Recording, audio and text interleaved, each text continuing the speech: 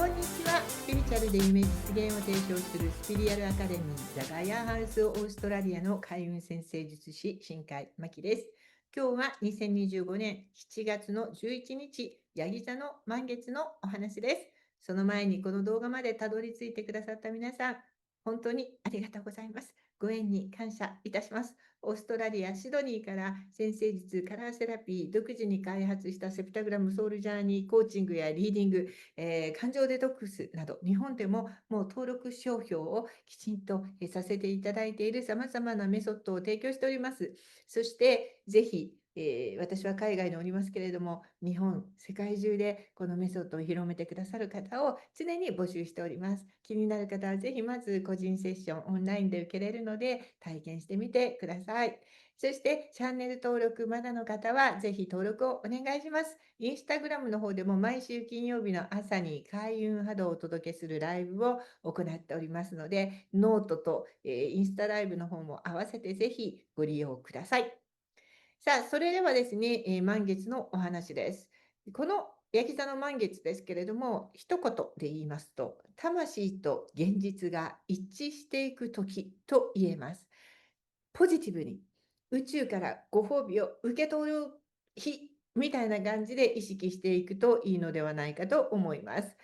まず時間の方ですね、日本では5時36分頃です。なんで、明け方の満月ということになりますね。なんで、その前日7月の10日の夜が一番綺麗に見えるかもしれませんね。で、結構今回の満月はでっかく大きく見えるはずですので、ぜひちょっと期待してね、見ていただくといいと思います。でまず、毎回、満月っていうのは、その何度で起こるかっていうところも大事ですので、そのお話からしますと、満月の起こる度数は今回、ヤギ座の19度です。で、先生術ではサビアンシンボルというのがありまして、ヤギ座の16度から20度の間というのは、健康的な、ね、体ですよ。健康的な体と、それから健康的な精神、そして健康的な文化っていうものを作り出すことを求める場所です。だから理想だけではなくって、精神的なことだけじゃなくて、ちゃんと体も健康である。で、また文化を自分で作っていこうとする、現実的なところと精神的なところ、どちらも健康であるっていうことが大事よっていうことを示している場所で起こる満月です。ですからもちろんテーマはそこにあります。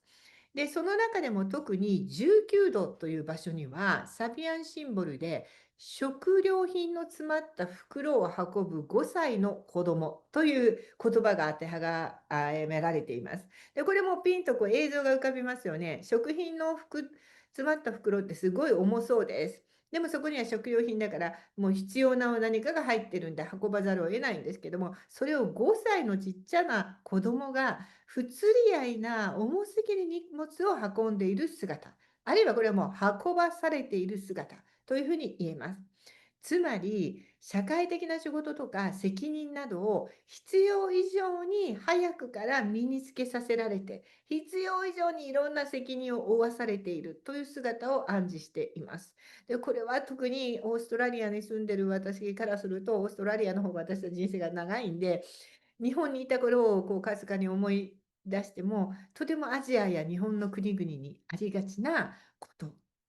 オーストラリアでは12歳になるまでやらないようなことを日本では5歳ぐらいから早期教育させられたりしている。それともう全く同じようなことを意味していきます。で、早熟な発達っていうのは一見成長のように見えるけれども、実はそれは環境がそれを強制している現実があるということに気づくべきだよっていうのがサビオンシンボルの意味なんですね。これは周囲からの期待とか状況によって個人のその時点での限界を超えているもの、超えた機会を無理やり与えられて苦しんでいるという現代人の姿でもあります。で、これがさっき言ったここの16度から20度は健康的な精神と体を育むということなので、これをいけないこととして、サビアのシンボルでは扱っています。結局それが最終的な成長としては体にもいいことないし、ちっちゃい時からそういうことをしていると、それからマインドも実はそれは良くないよというところまで、ちゃんとつながっているストーリーになっています。子供を育てながら仕事や家事をこなしている日本のお母さんたちもきっとそうです。オーストラリアのお母さんたちはもっと楽をしているし、もっと適当で許されます。残業しなければ絶対に達成できない仕事を任されて取り組んでいる会社員の人もそうです。それはもう9時から5時ではもともと無理なものをあてがわれていたりするのに、それをやるべきだと思ったこう取り組んでいたりします。今はもう違うのかもしれません。私が日本に行ったのはもうはるか昔でほとんど日本に帰っていませんので、今はだいぶね、良くなっていると思うんですけれども、でも私がいた頃はそんな感じでした。まさにこの5歳の男の子か女の子かわかんないけど、子供のような状態のことをみんながしていたなという感じです。もう一つはこの意味は、今自営業を目指す方がとても増えていて、自営業難民と言われているぐらいだということなんですね。SNS があるので、それを駆使すれば、なんか自営業誰でもできちゃうんじゃないですかって、実際はイエスなんですが、でもやはりこう、誰でもではなくて、これとこれとこれをした人がそこに行くわけですけれども、だけれどもやっぱりね、そこからスタートして、毎日ただ闇雲にインスタグラムを発信していれば、たどり着けますよみたいなものに踊らされて、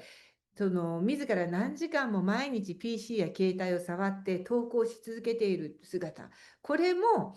必要以上、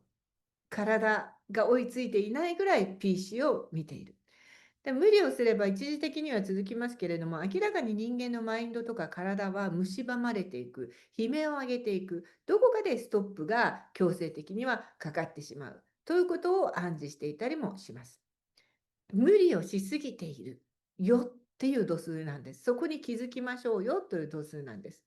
で、焼き園満月のこの場所は、本当に体というところにとてもスポットが当たっていて、それは本当に体に無理しすぎることを無理やりやっていると、この後、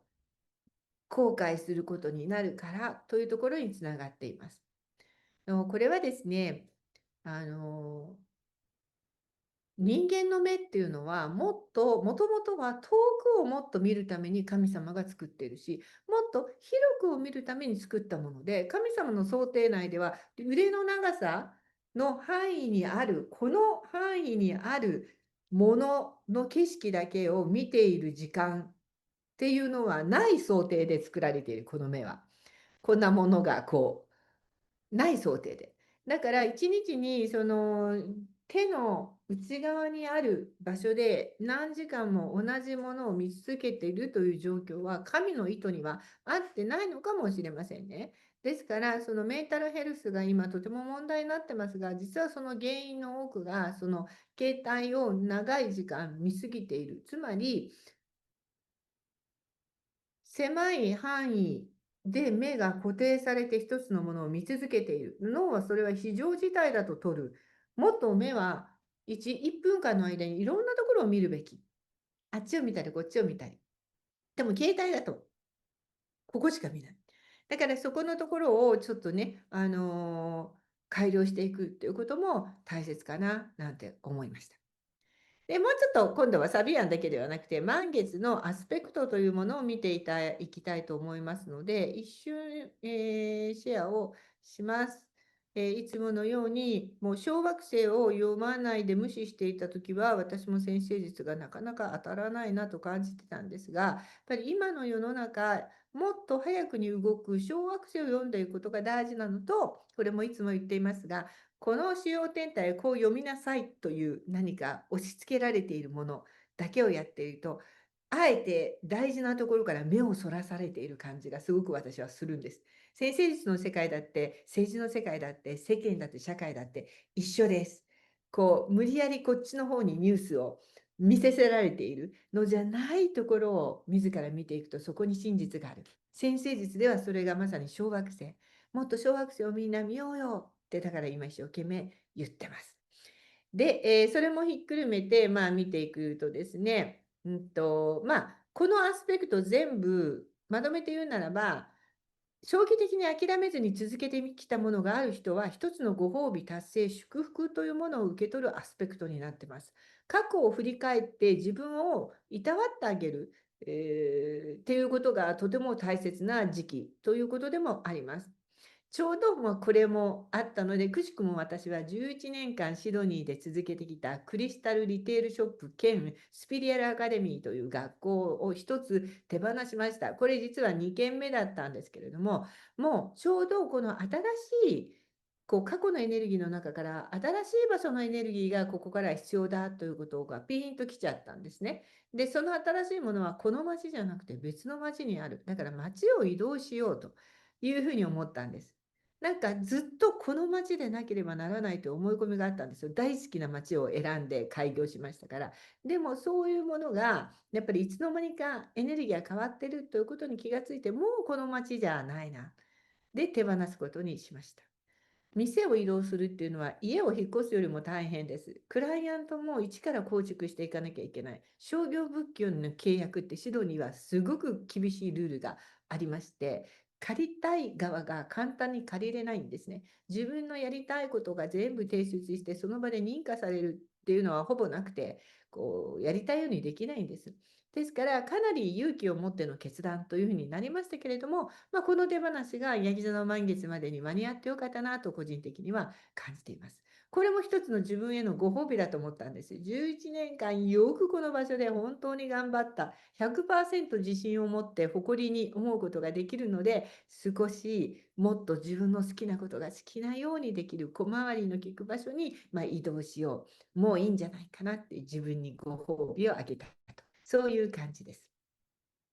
で、蟹座の太陽とヤギ座の月が醸し出すエネルギーについてですけれども、ご存知の方多いと思いますが、ヤギ座のエネルギーっていうのは野心的です。そして実用的。責任感を持って、規律を守って大きな努力を注ぐ力につながっていきます。そしてその結果、当然何かを達成していく。これがヤギ座の最高の状態です。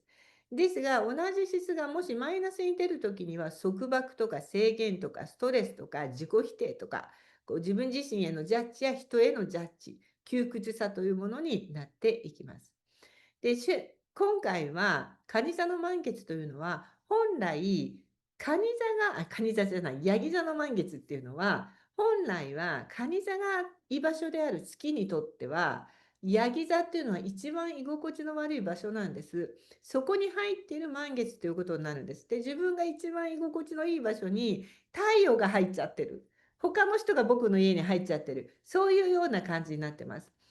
で、感情っていうのは月。で、月の感情っていうのは流れるように曖昧にしておきたいというものなんですね。でも、ヤギ座の月は感情に明確に向き合うということを促してきます。ですから、居心地が悪いんです。で、これが吉と出るか、凶と出るかは、その年の満月のアスペクト次第なんです。そして、ここにご覧いただいているアスペクトを見ると、小惑星も含めて読むとですね、乙女座の火星とはトライン、サソリ座のジュノーと魚座のドラゴンヘッドとはセクスタイルをとってます。ですが、お羊座のカイロン、お羊座のセレス、お羊座のエロス、それから天秤座のエコーとスクエアをとっています。はい。で、これを読んでいくとどういうことになるかということなんですが、人生の目的に関係するのがノースノード、ドラゴンヘッドです。で、このドラゴンヘッドが示す人生の方向性が私たちの感情の明晰さとともに、この2つが矛盾していないと、そういうことに気づいていくという可能性があるということです。これはとても素敵なこと。なぜならば、実は普通は矛盾しているからです。人生の使命とあなたの感情っていうのはなかなか普通は同じ方向を向かないものです。でも今回この満月で、あれ、いつの間にかちょっと差があると思ってたものが確実に私今同じ方向に向かって感情と使命が一致しているよということに気づいていく。これはとてもポジティブな可能性を示しています。心と感情とマインドと使命、普通相反するものが同じ方向に向かい始めると最強です。ドラゴンヘッドと月が二人三脚を始めるときは、ひょっとしたら一番最強かもしれません。それが今回の満月図で起こっています。しかも乙女座の火星が後押しをするアスペクトでした。実用的な感情であるヤギ座の月と効率的で分析的で明確性を求めるがゆえに、常にジャッジを怠らない乙女座の火星が協力しているから、そのジャッジがいい方向に働くということですね。日常に続けてきた小さな努力や積み重ねとか、自分で自分をいい意味でジャッジをして、ここがもうちょっとやるべきよね、ここは人のせいにしちゃいけないよね、いい意味でダメ出しではなくジャッジをしていったことによって、自己考察や内省してきたものが現実的で実用的な形でご褒美としてつながっていく可能性があるということです。当然のようにやってきたことから、こんな素敵な結果を受け取っちゃったっていう嬉しいサプライズをもらえる人はたくさんいるんじゃないでしょうか。実は私もさっき言った流れの中で、もう11年コツコツとやってきたこと、一つ自分にもご褒美あげてもいいな、よし、移転しようと思ったところ、ものすごく最高のサプライズをいただきました。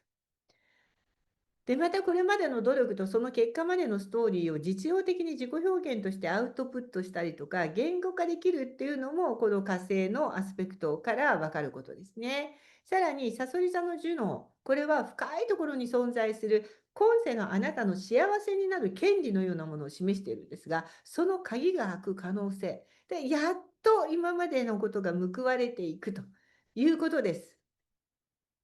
これはとてもポジティブなアスペクト。ただし、もちろんさっき言いました、たくさんのスクエアが存在しています。お羊座のカイロン、エロス、セレス。これは自尊心、自己価値、自信を持つことに対しての過去の経験と、恋愛とか人間関係においての過去の傷、そして親や大人からかけられてきた、今日までかけられてきた言葉からのトラウマ、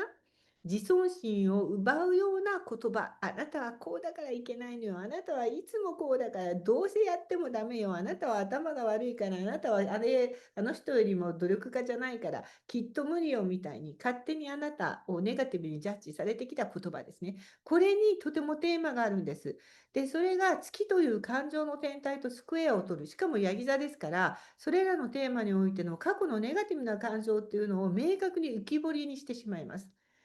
ですが、ポジティブなアスペクト、さっき言ったように多いから、そのご褒美は受け取っていくので、ここで本当に皆さんにこれをお願いしたい。過去の傷やトラウマがまた繰り返されてくる。どうせ私ダメだって親にいつも言われてたもんね。どうせお姉ちゃんはできるけどあなたダメだって言われてきたものね。やっぱり私ってダメよねが湧いてくるでしょうが、その時にそれは過去であって今ではない。過去と今を切り離す。これはお試しですから。もうあなたは5歳じゃない。もうあなたは大人です。思い出すことや振り返ることは悪くないですけれども、そして土星と海王星が逆行する7月っていうのは、振り返ることはマストですが、それは過去を振り返って今とごっちゃにしないためのことです。あなたは今成長して自分で自分を信じてるし、そうやって言われてきたからこそ頑張ってきたし、あなたは努力しないと報われないよって言われたかもしれないけど、だから努力してきたし、そしたらそこに対してのご褒美は受け取っていいんです。今あなたはもう自分で自分を守れるようになってる。親にどう言われようが、社会にどう言われようが、あなたがあなたの味方になれるんです。多くの真実をすでに知っているんです。誰もあなたの人生をコントロールすることができないことを今は知ってます。6歳の時はそう思えなかった。中学2年生の時もそう思えなかった。親がそう言うんだからきっと無理よね。親にあなたの人生をコントロールさせていた。でも今は違う。そのことを確認するために思い出すということです。ですから、この過去からのもう一度フィード、なんかこうフラッシュバックがやってくる。こうフラッシュバックには気をつける必要がありますけれども、今回の満月ではぜひポジティブなエネルギー、成長したあなたを確認して積極的に受け取ってください。ノースノード、ドラゴンヘッドと月の関係、太陽、ドラゴンヘッド、サソリ座ジュノーのグランドトライン、これもあります。で、さらにお羊座の土星と海王星を頂点とした水亀座の冥王星と双子座の海王星と金星の小さな三角形もあります。絶対的にポジティブなエネルギーの方が強いです。これを信じてください。これらはすべてより軽やかになろうとする人たち、もう過去のトラウマ、持ち物を減らそうとする人たち、そして新しい価値観と幸せの定義を構築して、ここからの人生そのものをこれまでとは違った、全く違ったにしましょう。全く違ったものへと変容させようとする人たちをサポートしますせと言うとります。ですからぜひぜひ。で、そんな人たちの夢を積極的に応援しようとする宇宙のメッセージを確実に示しているアスペクトです。ですから私も大きなリテールショップ、アカデミー全体を独り占めしていることを手放した。で、あの場所は、実はもうそれを必要とする人が出てきたので、その人たちに使っていただくことにして、自分はそこを出ました。そして私はいくらでも一からもう作り上げられるノウハウも持ってるから、一からするって結構大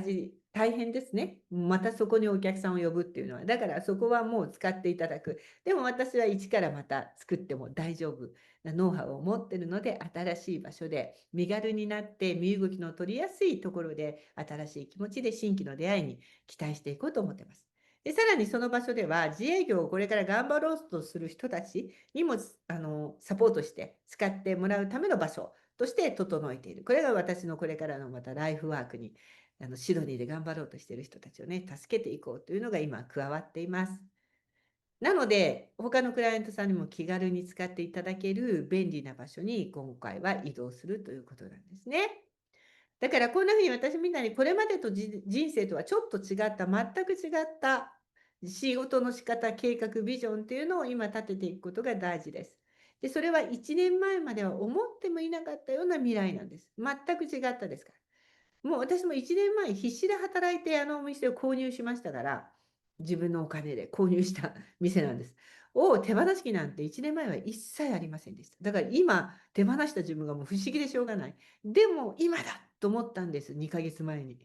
この今の宇宙からのメッセージに素直に耳を任せてみるっていうことにして、それは後悔はもうありません。素敵な出会いが待っているはずですからね。ヤギ座の満月っていうのは太陽が蟹座という家族の場所にあっても結局はヤギ座という仕事とか社会的な立場、位置というところにつながっていきます。蟹座っていうのは先生術では起源、ヤギ座っていうのが一つのゴールです。だから何から始まって今どこに到達したのか、そして新しい期限と目標をもう一度ここでどう立て直すのか、ぜひ見直してみてください。11年前、クリスタルショップスピリアルアカデミーを成功させるぞと思ってスタートしました。成功しました。一つ時代を築きました。アチーブしました。だからまた新しい目標を私も今回立てている。ということです。で、もう一度言っておきますが、コツコツと続けてきた人はご褒美タイムですよ。だから皆さん受け取ってください。コツコツ続けてきた自負がある人は積極的に受け取らなきゃいけないです。あ、ご褒美ってマキさん言ってた、ワクワクして待ってようじゃダメなんですよ。待っていって、急に向こうからやってくるんじゃなくて、こう来るものを自分がグラブしなきゃいけないんです。これをね、勘違いしてる人が多いんです。ご褒美っていうのは自分で入って手を挙げないと。こういうのやりませんかって例えば私も言う。手を挙げなかった人には挙げないです。でもそれを手を挙げたからその人にとってそれはラッキーのご褒美なわけですよね。これをやっぱり受け身的すぎる人は勘違いしてる。私は本を1個出してます。幸せになるための宇宙の22の法則。またの方はぜひ読んでみてください。Kindle だったらとても安く買えるし、たまに無料でダウンロードとかもできますので、そこに回転寿司の法則っていうのが書いてあるんですけど、これもそうです。回転寿司だって流れてくる。あなたの好きなものが。でも手を伸ばして取らないと、あなたのお皿にはやってこないでしょ。ああ、私のサーモン取られちゃったじゃなくて、さっと取らなきゃいけないんです。それと一緒です。ということで、素敵な満月をお迎えください。最後に、やっぱり神様にいただいたこのセプタグラムソウルジャーニーリーディングの素晴らしい65枚のエナジーカードから1枚皆さんに今日のメッセージです。あ、ムーンが月が出ました。満月にムーンが出るっていいですね。ここでセプタグラムのムーンのカードっていうのは自分自身を自分の母親が愛してくれたように、あるいはそれがなんかピンとこないという人は、もしあなたが子供がいるとしたら子供を愛するように、あるいはいないとしてもマザーアースがあなた自身を愛してくれているように、母ってジャッジせずにどんなに勉強ができてもできなくても愛してくれる存在ですよね。あなたの存在ありのままをあなた自身が愛する、そういう満月にされるといいのではないかと思います。ということで素敵な満月をお迎えください。